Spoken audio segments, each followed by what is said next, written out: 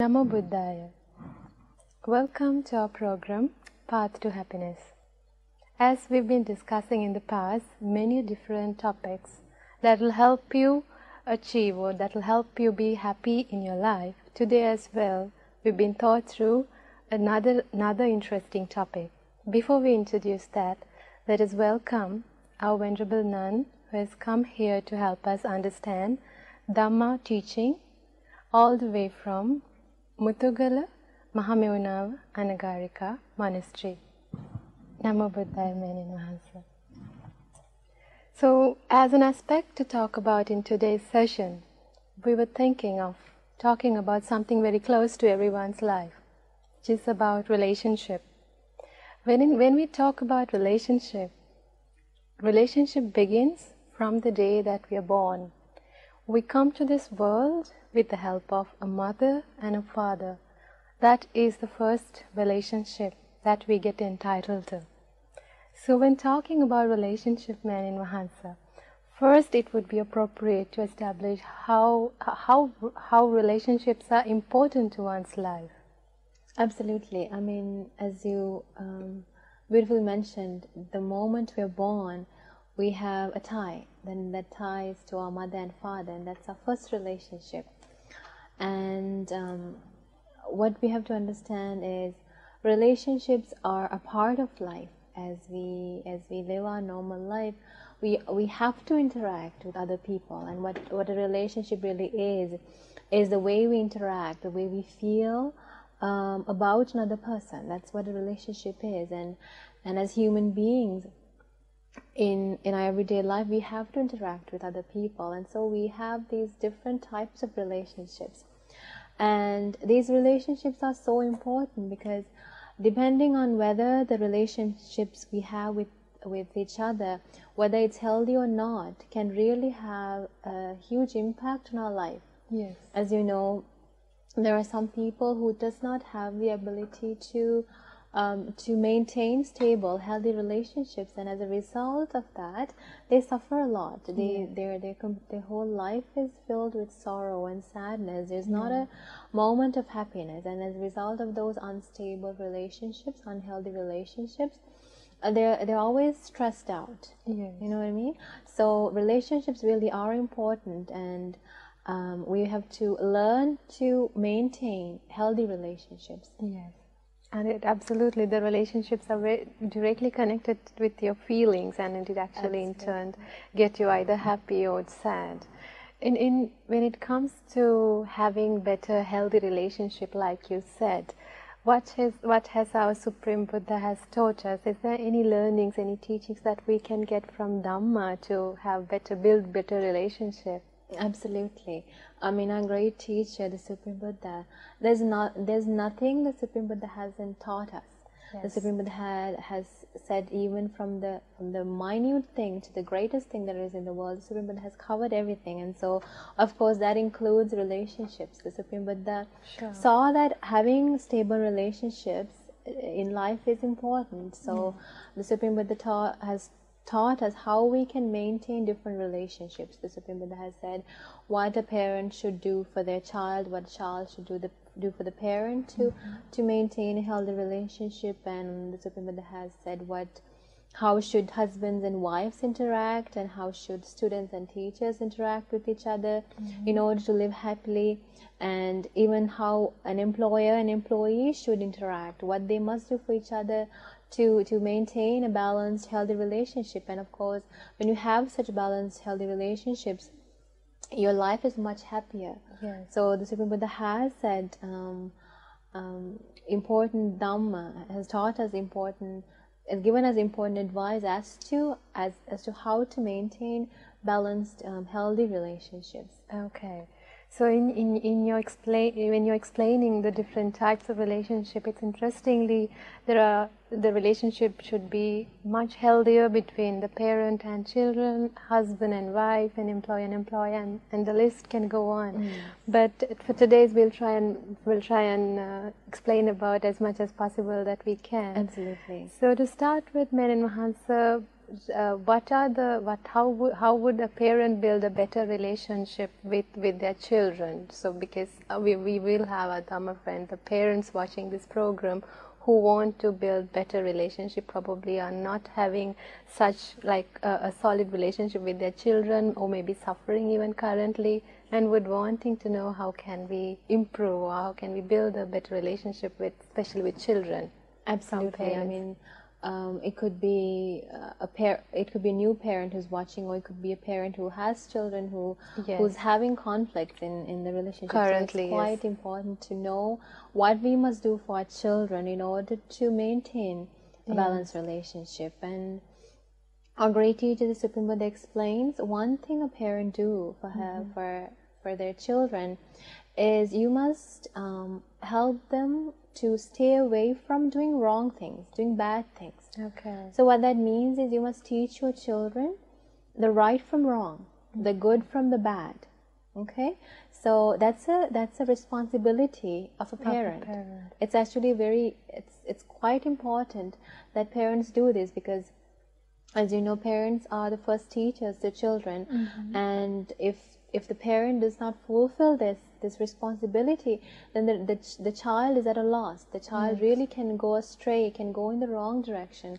So as a parent, from childhood, from the age where the child is able to understand, you must really be keen on teaching your child what is right and what is wrong. So as a father, as a mother, you must teach your child that, you know, killing is bad. You must teach them that, and you must teach them that hurting animals, hurting other living beings is bad. You must teach them that lying is bad. You know, stealing is bad, and saying harsh words to others that hurt other people's feelings is bad. And you must teach them, you know, disrespecting elders is bad. So you must teach them what's bad and teach them the consequences of doing those bad things. And so as a parent, that's one of your responsibilities, because if you don't teach them what's wrong, they won't refrain from doing those wrong things. And even as a child, they'll start doing small things. They'll start doing bad things. As you know, in school, some kids steal erasers, steal pencils. That's where they start. And from school they start stealing, and sometimes it grows with them, and they end up becoming thieves. So really sometimes the key is not knowing, not teaching. I think I have heard of some scenarios where thieves actually say, you know, as a child, the parents were not there to guide them. The parents were not there to teach them the right from wrong, and so if you don't correct them at the beginning, then really the entire path is destroyed. It is destroyed, exactly. So as a parent, it's quite important that from the childhood you teach your child what wrong things are and what evil things are, and the importance of staying away from it. And the other thing also is, not only should you teach them, but you must also be of example.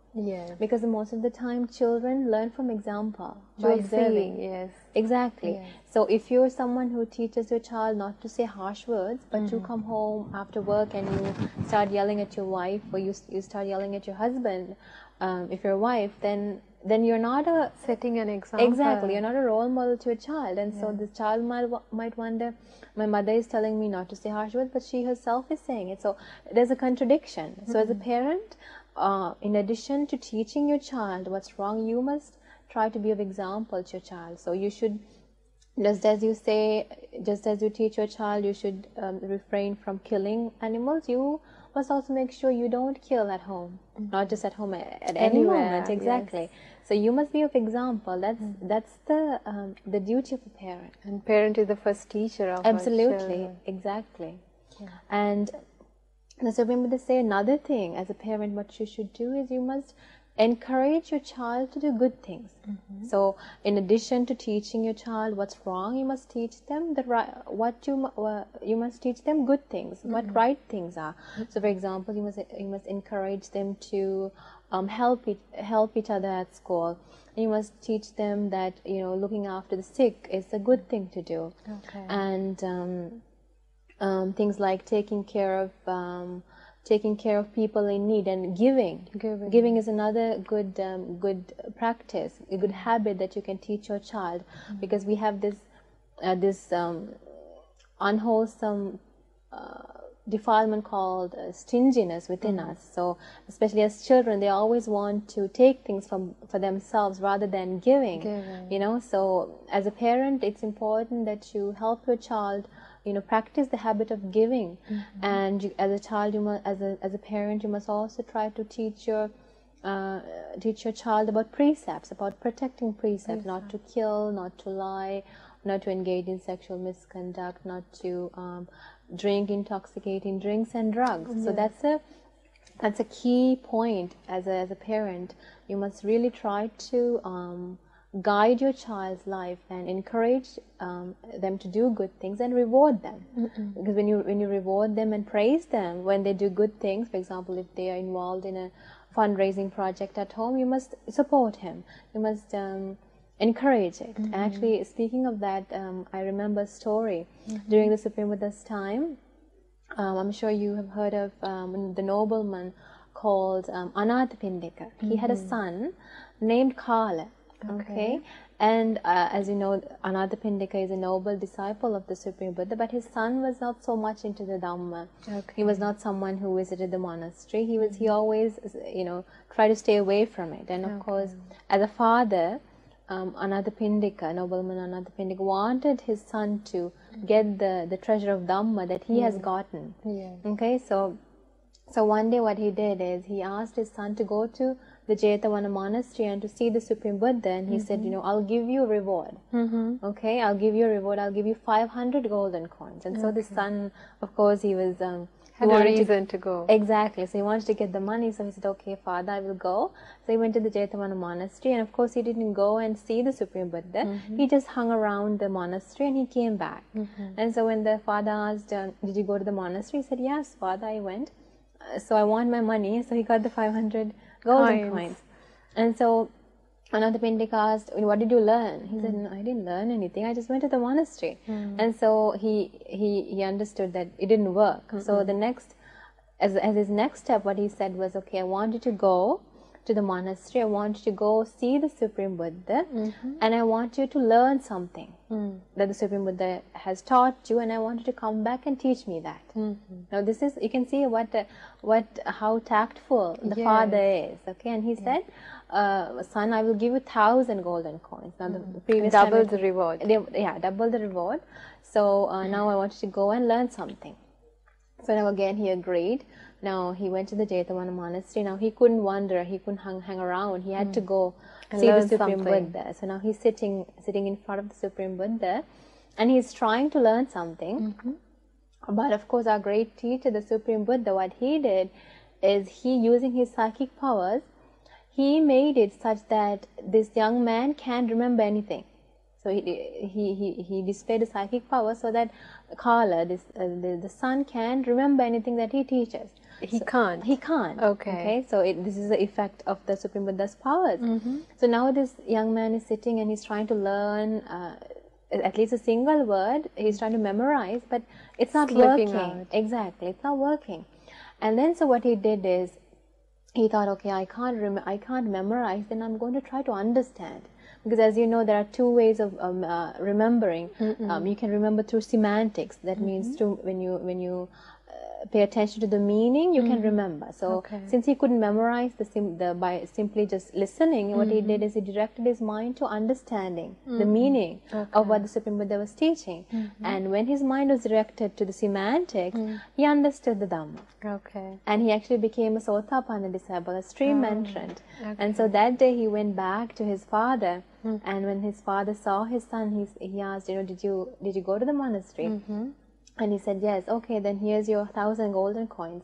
Anathapindika gave the 1,000 golden coins, and at that moment, Kala, the son, said, no, I don't want, because now he's a noble disciple, he's a stream entrant. He said, no, I don't want the money. I actually got what I need to get. A treasure. Exactly, yeah, he got the real treasure. So in that way, you can see, as a parent, you must really be tactful and guide your children, encourage them to do good things, and really support them, guide them, and encourage them to do so. Yes. And on top of those things, the Supreme Buddha explains another thing that you must do is you must teach your children skills. What that really means is you must make sure you send them to school, and you guide them, and you teach them different skills. So, example, it could be directing them to extracurricular activities such as swimming or playing musical instruments. So, teach them different types of skills. Could be directing them to sports. So, as a parent, that's also one of your responsibilities. Actually, in the present society, I think a lot of parents are very much concerned on this. On that one. Yeah, rather than teaching the good from the bad. Absolutely. Yes. So that's only one part of the duty that you have as a parent. So that's something you must do. Definitely. But that's not the only thing you must do.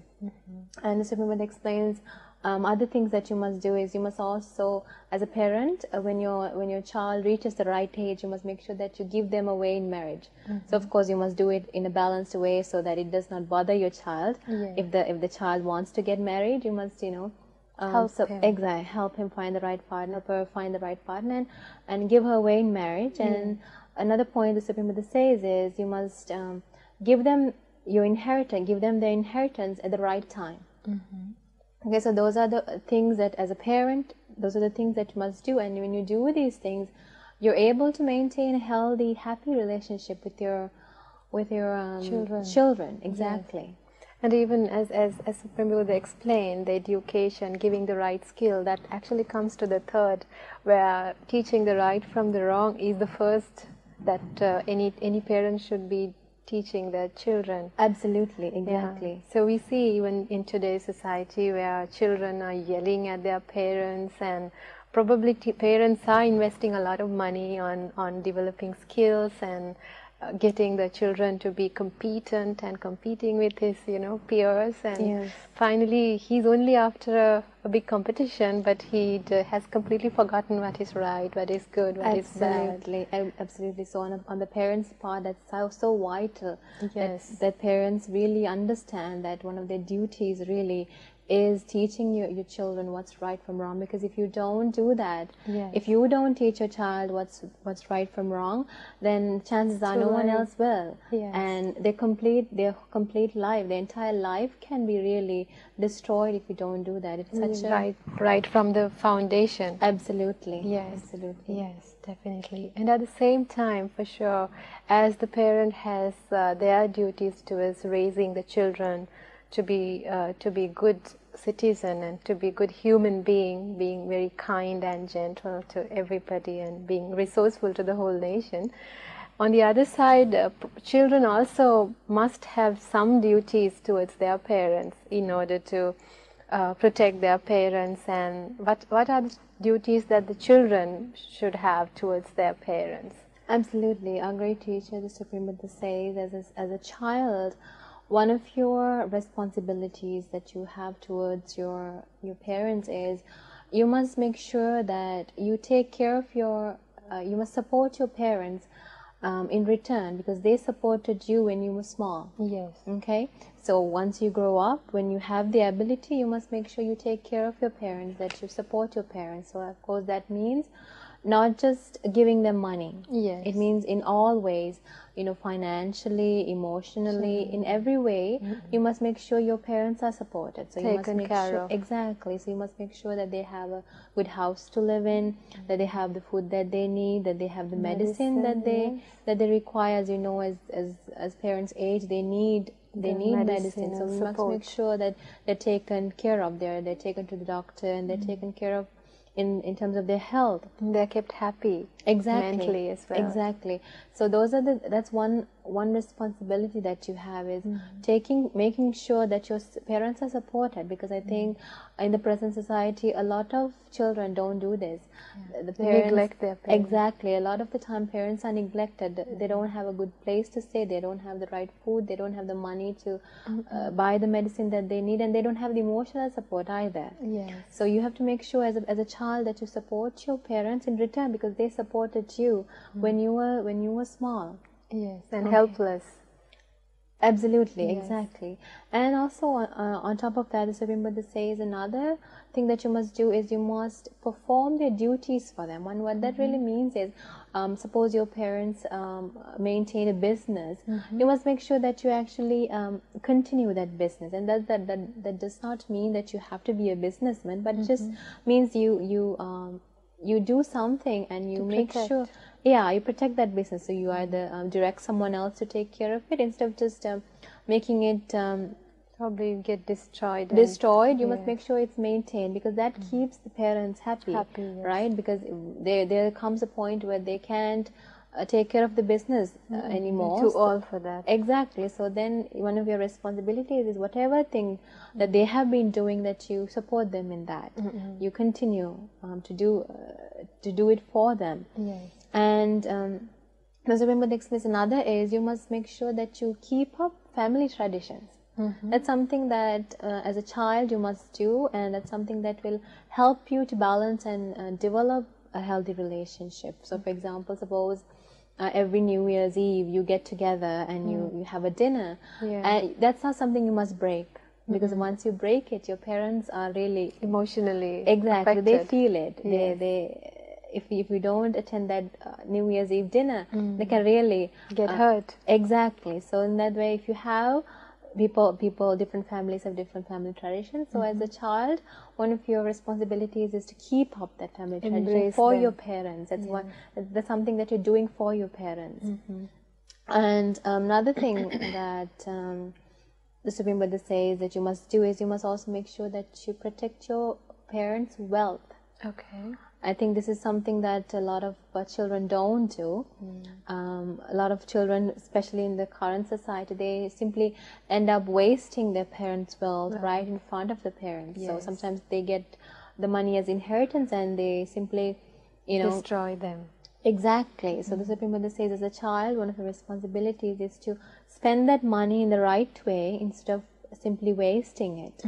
That's one of the responsibilities. And the Supreme Buddha also says, upon your parents' death, as a child, one of your duties is to make sure that you share merit with them, that you give alms and you share merit with them, because once our parents pass away, we cannot pass one thing, we cannot pass anything physically from hand to hand. The only thing we can do is remember our parents and share merit with them. So that's something, as a noble disciple, as a noble daughter, a noble son, one of your responsibilities to your parents is to do that after their death. Give alms and share merit with them, because that will, if they are in a place where they can rejoice in that merit, then they can use that merit. Yes. Okay, with that, we will take a short break and we will be back.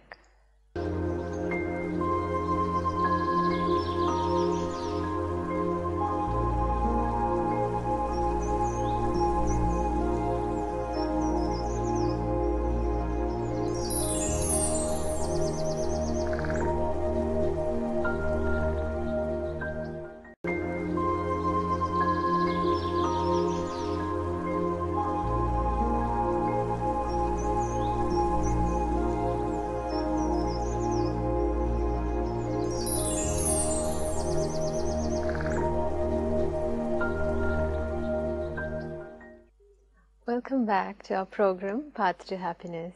Just before the break, we have been talking about relationship, different kinds of relationship, and in particularly parents and children's relationship, and the duties from parents towards children and the duties of children towards parents. Well, with that, Hansa, we should go to a different kind of a relationship, which is very important and vital to many of the people, which is husband and wife relationship. So there we find very few in the society being very happily married, and till the death they are very happy. And mostly we see people are not very happy, or there's something missing in the relationship, or there are fights we see, and a little an enlightenment towards the relationship between husband and wife, and what are the kind of responsibility probably husband have towards wife in terms of keeping her happy and towards a better relationship building. Absolutely. having a healthy husband-wife relationship is actually vital to life, Yes. vital to married life. Yes. So the Supreme Buddha explains there are certain things that as a husband you must do for your wife. And the Supreme Buddha says one thing that you must do, that you must make sure that you do, is you must honor your wife. Yes. You must respect your wife. So you shouldn't look down on her. You shouldn't. And the Supreme Buddha says on top of that, you must not insult her. Okay. So I think those are two key things in a marriage, Yes. which causes problems. Really, if you really look into your own life, emotionally. absolutely. If your husband is always looking down on you, not honoring you, not respecting you, and always insulting you, that can really have a big impact on you emotionally as a wife, isn't it? Yes. And sometimes some husbands, what they do is they make fun of their wife and they say bad things about their wives in front of the children, in front of friends, and of course that can be quite embarrassing. Yes. And what that does is that really shakens up the relationship. Yes. So the Supreme Buddha saw this happening, and that's why the Supreme Buddha advised, as a husband, you must make sure that you honor. That it's something that must come from your heart, actually. Exactly. You must truly honor your wife. Okay, so if you truly love her, then of course you would honor her. Yes. And you would respect her. And you would never say harsh words to her. Make her feel make her feel demeaning. Yes. Never look down on her. Yes. Those are two key things that as a husband you must do for your wife. And on top of that, the Supreme Buddha says, as a husband, you must never cheat on your wife. And that's also vital, a key factor in maintaining a healthy marriage. Yes. You must make sure that your complete world revolves around only your wife. Yes. You must not let even through thoughts, you must not seek for others.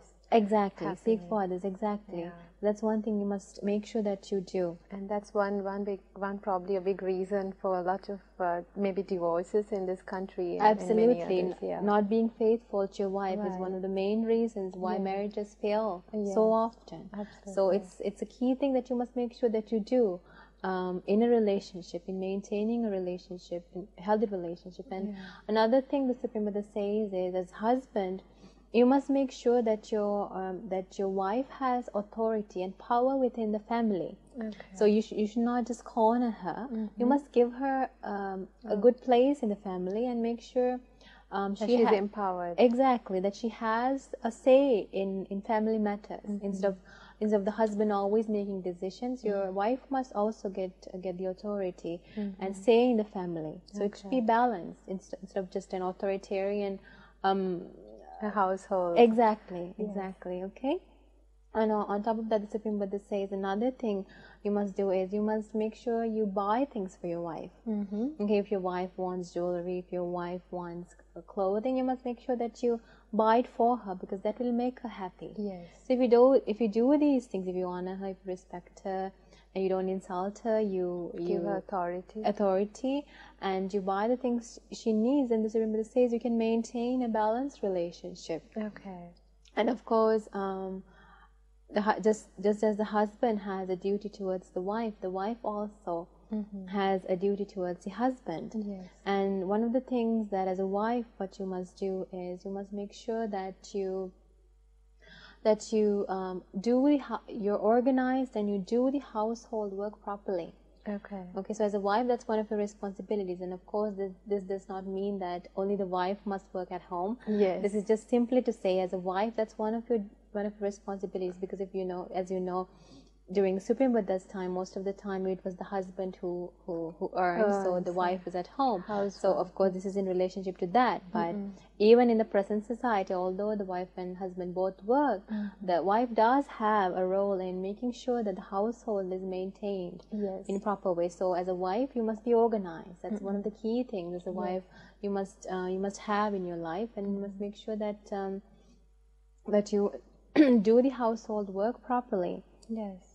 And another thing that you must do, the Supreme Buddha says, is if your husband has, for example, say a business or has workers under him, as a wife, you must also make sure that they are taken care of. Okay. So especially during Supreme Buddha's time, there were many workers in a household. So as a wife, you must know who's sick, who needs medicine, who can do. You must know what each servant is capable of doing, and make sure that the duties they get is what they can do. So you must actually pay attention to the workers and take care of them as well.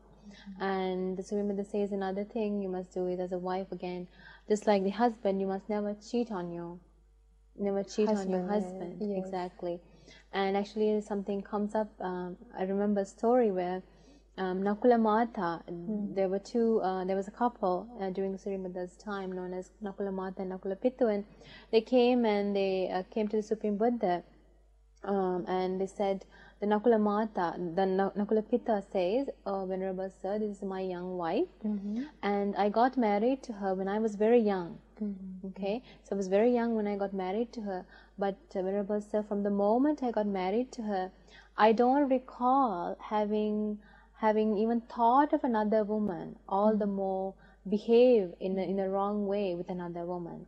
So that's how faithful he has been to the wife. And the wife said the same thing. The wife said, Venerable Sir, this is my husband Nakula Pittu. I got married to him when I was very young, very young, but from the moment I married him, I don't recall even thinking about another man, all the more be with another man. So that's how faithful the husband and wife's relationship must be with each other. And another thing the Supreme Buddha explains you must do as a wife is you must make sure that you safeguard the family's wealth. It's one of your responsibilities as a wife. So you must make sure that you don't simply spend the money on unnecessary things. I think this is something that happens a lot in households in the present, right? Have been very carelessly spending. Absolutely, and that's a big. The money part, the financial part, is a key in unsuccessful marriages. So as a wife especially, you must make sure that you control and make sure that it's not spent on unnecessary things, because it can really harm your relationship with your husband. And the Supreme Buddha explains another thing that you must do as a wife is you must really be skillful and diligent in your work. You must not be lazy. So this is also another key. As a wife, you shouldn't be lazy, because if you're lazy, then the complete household is affected. So you must be very skillful, you must be very active. And make sure that you look into everything. You look after your husband, your children, and you must make sure the complete household is maintained. So those are some of the responsibilities as a wife that you have. And if you complete these responsibilities, then you can actually make sure that you have a good relationship with your husband. You can make sure your husband is happy, and so your children are happy, and you yourself can be happy. What about the four bad destiny, the three types of wife who are destined to four bad destinations, and the four types of wives who will surely be destined at a good destination? So there could be instances where you're so much in love and you're so much affectionate towards your partner, and you want to be born together in the next birth as well. Is that possible in this Absolutely. life? I think the example that we took before as Nakula Mata and Nakula Pittu, the two of them came to the Supreme Buddha one day and they said, this is my wife. I was married to her when I was very young. And Nakula Mata said the same thing, and they asked, Venerable Sir, we're so much in love with each other, and not only in this life, we also want to be together in the next life. And they asked the Supreme Buddha, how can we do that? Now, in response to that, the Supreme Buddha didn't say anything about, oh no, don't travel being in this born is bad. Exactly. The Supreme Buddha didn't say anything like that. They didn't say, be detached from each other. He didn't say anything like that. Simply, he responded the answer that they wanted, and that is, the Supreme Buddha said, if two people want to be together, just as this life, in the next life, the Supreme Buddha said, you must develop four things equally. Okay, that is, you must have equal confidence in the triple gem. You must have equal pleasant mind about the Supreme Buddha, Dhamma, and the Sangha. The Shraddha. Yeah, Shraddha, exactly. And you must also be equal in your virtue. That means you must protect the precepts in the same way, equally. And you must also be equal in generosity. Generosity. And the fourth is you must have equal wisdom. Okay. So if you have those 4 things, the Supreme Buddha explains, in your next life you can meet again. Okay. Yeah. So as a husband and wife, if it's something that you want, the answer is you must practice the Dhamma. If you practice the Dhamma, together, not only can you be happy in this life, you can be happy in your next life together as well. Yeah. Absolutely. So when building such healthy relationship and being in very strong bonded relationship, would that hinder, would that obstruct the spiritual development? Absolutely not.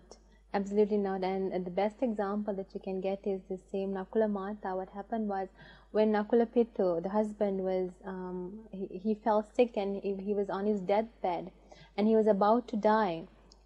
And now this Nakula Mata came near him, and she started to teach the Dhamma to him. And he said, you know, dear husband, you know, do not die filled with expectation.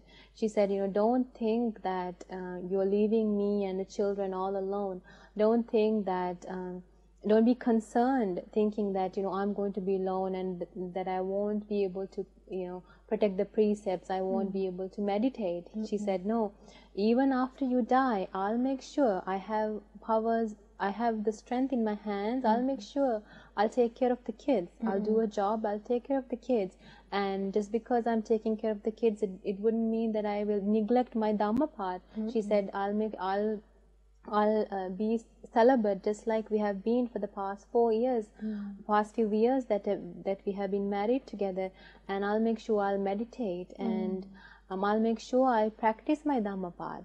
And at that moment she actually said something quite amazing. She said, if you doubt me, you can go to the Supreme Buddha and ask about my spiritual development. And she said, when you ask, the Supreme Buddha will reply saying, among lay women who has attained a concentrated mind, this Nakula Matu, your wife, is foremost among lay women who have developed a concentrated mind.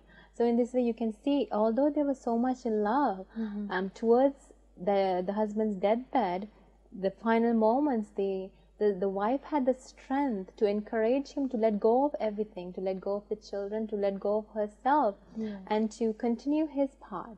That just shows that although they were in love with each other, because they had the Dhamma within their hearts, they were able to use that Dhamma to let go of each other. Yeah. So that's the beauty of a relationship built with Dhamma. Exactly. Yes. So you can live happily in this very life, and when the right time comes, you can also let go. Yes. And so if you have the Dhamma within your life, if you practice the Dhamma, if you practice virtue, if you practice meditation, if you practice generosity, and you form a pleasant mind about the Supreme Buddha, Dhamma and the Sangha, then really you can lead such a happy life. Yes, absolutely. That actually brings us to the end of today's time that is being allocated, Menon Mahansa. We'd like to share merits with you for all the Dhamma teaching that you shared with us, and at the same time, dear friends, it's the end of today's program. We will meet you next week as well with another interesting topic. Namo Buddhaya.